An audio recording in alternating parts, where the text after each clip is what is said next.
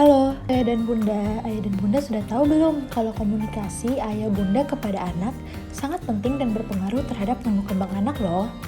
Lewat komunikasi yang tepat, anak belajar memahami dunia, mengenali dirinya sendiri, dan membangun rasa percaya diri. Tapi, komunikasi seperti apa sih yang dianggap efektif? Komunikasi adalah proses menyampaikan pesan, baik lewat kata-kata, ekspresi, atau gerakan. Namun, komunikasi yang efektif terjadi saat pesan itu bisa diterima dengan nyaman, dipahami, dan tidak menimbulkan salah pengertian. Dalam relasi orang tua dan anak, ini berarti bukan sekedar bicara, tetapi juga hadir sepenuh hati dan mendengarkan dengan sungguh-sungguh.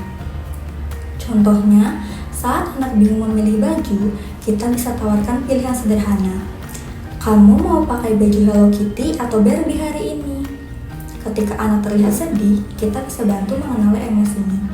Kamu sedih ya karena mainannya rusak? Gak apa-apa, yuk kita cari permainan lain. Dan ketika anak melakukan hal baik, beri pujian yang tulus dan spesifik. Wah hebat, makanannya dihabiskan semua. Adek pasti jadi kuat ya. Namun dalam keseharian, seringkali tanpa sadar kita justru menghambat komunikasi.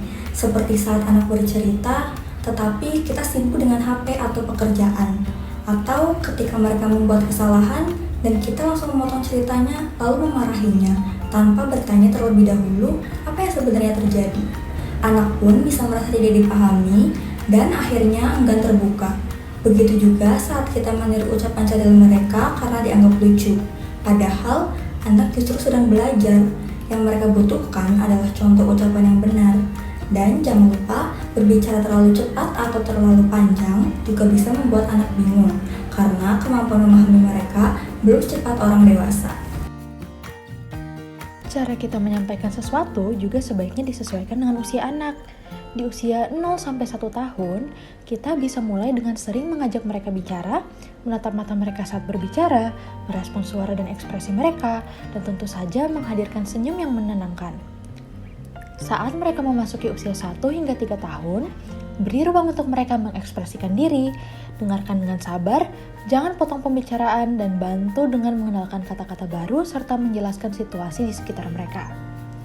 Lalu di usia 3-6 tahun, anak mulai senang bercerita dan bertanya macam-macam. Ini saat yang tepat untuk melibatkan mereka dalam percakapan yang lebih kaya. Tanyakan pendapat mereka, bantu mereka menyusun cerita, dan jika mereka bertanya sesuatu yang kita belum tahu, ajak mereka mencari tahu bersama. Itu akan jadi pengalaman belajar yang berharga dan menyenangkan. Ayah bunda juga bisa mulai mengenalkan komunikasi yang asertif. Misalnya, mama sedih kalau adik melempar barang, dan biarkan anak juga menyampaikan perasaannya, seperti, adik gak suka kalau mama marah-marah. Nah, dengan begitu, anak belajar bahwa semua emosi bisa diungkapkan dengan cara yang sehat dan saling menghargai.